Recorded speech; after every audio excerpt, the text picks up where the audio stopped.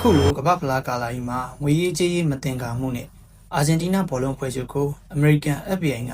စုံစမ်းစစ်ဆေးနေတဲ့အကြောင်းကိုဒီနေ့ပြောကြပါမယ်။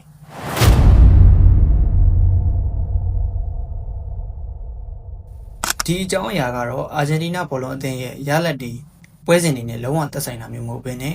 အာဂျင်တီးနားဘောလုံးအဖွဲ့ချုပ်ကငွေရေးကြေးရေးခွာချမှုတွေငွေရေးကြေးလိမ်လည်မှုတွေနဲ့ပတ်သက်ပြီးတော့အမေရိကန်အစိုးရဘက်ကတန်တရားရှိတဲ့အတွက်စုံစမ်းစစ်ဆေးမှုတွေပြုလုပ်နေတဲ့အကြောင်းပဲဖြစ်ပါတယ်။ဒီစုံစမ်းစစ်ဆေးမှုရဲ့အဓိကရည်ရွယ်ချက်ကတော့အမေရိကန်ဘဏ်စနစ်တွေကိုအသုံးချပြီးတော့အာဂျင်တီးနားဘောလုံးအဖွဲ့ချုပ်တာဝန်ရှိသူတွေကအာဂျင်တီးနားအသင်းရဲ့နိုင်ငံတကာကနေရတဲ့စပွန်ဆာကြေးတွေအပြင်စီးပွားရေးဆိုင်ရာစာချုပ်တွေကနေရရှိတဲ့အမေရိကန်ဒေါ်လာတန်300လောက်ကိုမှန်မှန်ကန်ကန်စီမံခန့်ခွဲမှုရှိမရှိကိုစုံစမ်းစစ်ဆေးကြတာဖြစ်ပါတယ်။အမေရိကန်အစိုးရအဖွဲ့ဝင်တွေနဲ့အမေရိကန်ရှေ့နေတွေကလည်းအာဂျင်တီးနားဘောလုံးအဖွဲ့ချုပ်နဲ့တွဲဖက်လုပ်ကိုင်နေကြတဲ့စီးပွားရေးလုပ်ငန်းရှင်ကြီးရဲ့ငွေအလွှဲအပြောင်းဆိုင်ရာမှတ်တမ်းတွေကိုလည်းလိုက်လံချေရခန်းနေတယ်လို့သိရပါတယ်။အထူးသဖြင့်တော့အမေရိကန်နိုင်ငံတောင်ဖလော်ရီဒါမှာရှိတဲ့ငွေလွှဲလုပ်ငန်းတွေကနေတဆင့်ဒီငွေကြေးလဲပတ်ပုံအစအဆုံးကိုကြာနာနာလိုက်လံလေ့လာနေတယ်လို့လည်းသိရပါတယ်။သူတို့အဓိကထားစုံစမ်းစစ်ဆေးနေတဲ့သူကတော့အာဂျင်တီးနားဘောလုံးအဖွဲ့ချုပ်ရဲ့ဥက္ကဋ္ဌဖြစ်သူကလော်ရီယိုတာပီယာနဲ့အာဂျင်တီးနားအသင်းရဲ့ပြင်ပစီးပွားရေးရာတွေကိုစီမံခန့်ခွဲတဲ့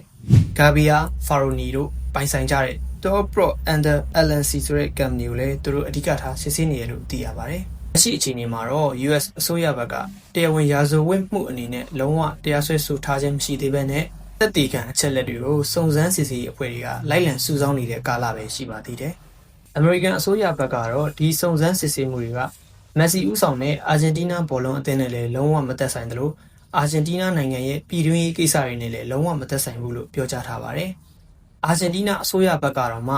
အာဂျင်တီးနားဘောလုံးအဖွဲ့ချုပ်ရဲ့ရုံးချုပ်တွေကိုဝင်ရောက်စစ်ဆေးတာမျိုးတွေပြုလုပ်ပြီးတော့ငွေကြေးခွာချမှုနဲ့အခွန်ရှောင်မှုပြဿနာတွေကိုသူတို့ကပါအမေရိကန်နဲ့ပူးပေါင်းပြီးတော့စုံစမ်းစစ်ဆေးမှုတွေပြုလုပ်နေတယ်လို့လည်းသိရပါတယ်။ဘာပဲနေနေဒီကိစ္စကြီးကကမ္ဘာဖလားကာလာကြီးမှာဖြစ်တဲ့အတွက်မက်ဆီနဲ့အာဂျင်တီးနားအသင်းရဲ့ပုံရိပ်တွေကိုတော့အနည်းနဲ့အများထိခိုက်စေမှာတော့အမှန်ပါပဲ။အခုလောလောဆယ်ကာလတွေမှာမက်ဆီဦးဆောင်တဲ့အာဂျင်တီးနားအသင်းရဲ့ကမ္ဘာဖလားမှာရခဲ့တဲ့ရလဒ်တွေနဲ့ပတ်သက်ပြီးတော့လူတွေကအမျိုးမျိုးဆွဆွဲပြောဆိုနေကြချိန်မှာဒီလိုငွေကြီးကြီးနဲ့ပတ်သက်တဲ့ကိစ္စဖြစ်တယ်ဆိုတာက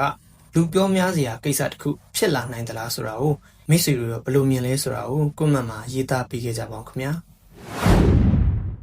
ကြော်ညာအစီအစဉ်နေနဲ့ကတော့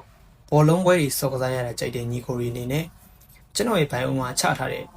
ဘောလုံးဝါသနာရှင်တွေကြီးပဲစုထားတဲ့ Discord channel လေးကို join ထားဖို့ကျွန်တော်ကညွှန်ချင်ပါတယ်